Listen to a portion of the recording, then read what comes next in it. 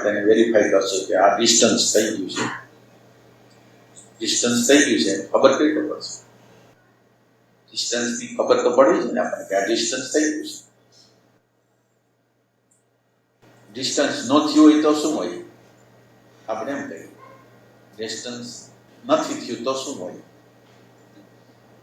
એટલે મારી વાત છે એ સાચી છે, હું જે કહું છું એ સાચું છે. જ્યારે આપણું ડિસ્ટન્સ નથી થયું સ્મૃતિ સાથે અને આપણને સ્મૃતિમાં જ બધું સર્વસ્વ લાગે છે, ત્યારે હું જે કહું છું એ સત્ય છે.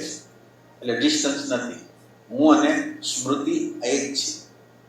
હવે મારે આ સ્મૃતિથી થોડું ડિસ્ટન્સ કરવું છે. એટલે ડિસ્ટન્સ કરું છું એટલે એમ કે આ સિવાય કંઈ હોઈ શકે. આ એક પ્રકારની આપણે શું કહેવાય સ્પેસ છે. અત્યારે આપણે એવી કલ્પના ન કરી શકીએ કે આમી હોઈ શકે. અત્યારે આપણામાં એમ છે કે આ જ હોઈ શકે. અને હવે આપણે એવું કરી શકીએ કે આપણે સ્પેસ બનાવી કે આમી હોઈ શકે. તો આ સ્પેસ આ છે એ સ્મૃતિ સાથેની સ્પેસ છે. આવી સ્પેસો આપણી આગળ છે. માનો કે એક વ્યક્તિ બોલે છે, એટલે હવે સિમ્પલ વ્યક્તિ બોલતી હોય, સાદી વ્યક્તિ બોલતી હોય, સંસારી વ્યક્તિ બોલતી હોય, પણ છતાં એને જે બોલાવવાનું કામ કરે છે એ અસ્તિત્વ છે. અને એ બોલાવવાનું કામ જ્યારે જે સમયે કરે છે એની વ્યવસ્થિત ઇન્ટેલિજન્સ છે, એની આગળ પ્રજ્ઞા છે.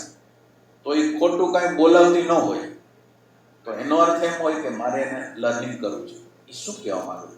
એને તમે હવે લેબલિંગ કાઢી નાખો. એ સંસારી છે, એ બિઝનેસમેન છે, એ પોલિટિક્સ છે, બધી વસ્તુને કાઢી નાખો.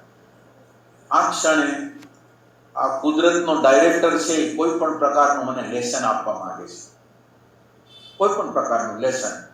અને એ લેસન આપવા માંગે છે એને હું સમજવા માંગુ છું. એ શું સંકેત કરવા માંગે છે, કઈ ભાષાથી મને કંઈ ને કંઈ કરાવવા માંગે છે, સમજવું કે નહીં?